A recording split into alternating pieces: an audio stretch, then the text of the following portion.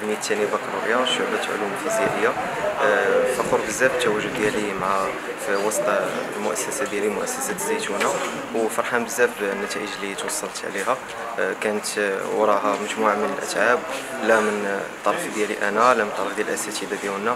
سهروا معنا طيلة السنة الدراسية باش نمشيو مسلحين مزيان، باش نواجهوا هذه المعركة ديال البكالوريا بكاع داكشي اللي كان خاصنا.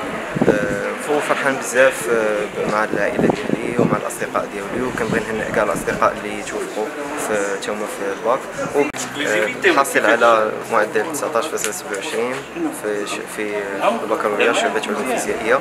وكنبغي نشكر الوالدين ديالي اللي وقفوا معايا طيلة هذه السنة باش نقرا في أحسن الظروف، واللي ساندوني ماديا ومعنويا كنبغي نشكرهم بزاف. وتاب الأساتذة ديالنا ما قصروش من جهتنا، كنبغي نشكرهم حتى هما. سامي الغزيل، مدير تربوي بمؤسسة مجموعة مدارس الزيتون. بسم الله الرحمن الرحيم، والصلاة والسلام على أشرف المرسلين. على إثر هذا الحدث الشيق الذي أبهجنا وشرف المؤسسة وشرف الأطر التربوية، لا يسعني إلا أن أتقدم بأحر التهاني للتلميذ آدم السحيلي الذي حصل على معدل متميز جدا، هو 19.27، أول معدل على الصعيد الإقليمي، شعبة العلوم الفيزيائية خيار فرنسية. وأتقدم كذلك بأحر التهاني إلى أسرته التي كانت دائما تزاول تتبعه وتتبع دراسته. وللذكر فإن هذا التلميذ منتوج للمؤسسة 100%، حيث بدأ دراسته منذ الابتدائي وتوج نتائجه بالحصول على هذا المعدل.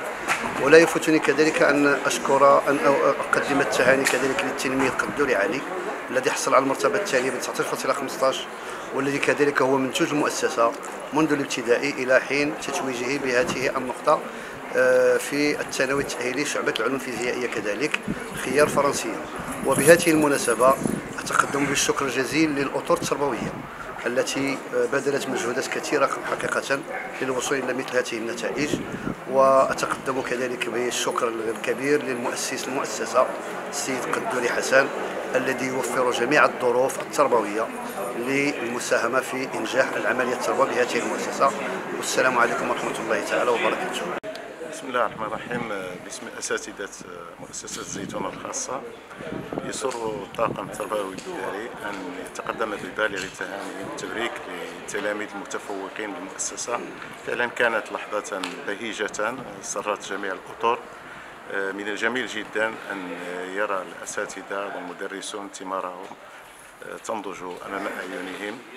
فعلا كان أمرا بهيجا وسارا أتلج صدورنا، وتوج مجهود مسار طويل من التكوين والرعاية بأفضل النتائج. هنيئا للمتفوقين، هنيئا للمؤسسة ولجميع الأساتذة والأطر الإدارية والتربوية للمؤسسة، ونعد أننا سنكون دوما رهن الإشارة لتمكين تلامذتنا من بلوغ أفضل النتائج. والسلام.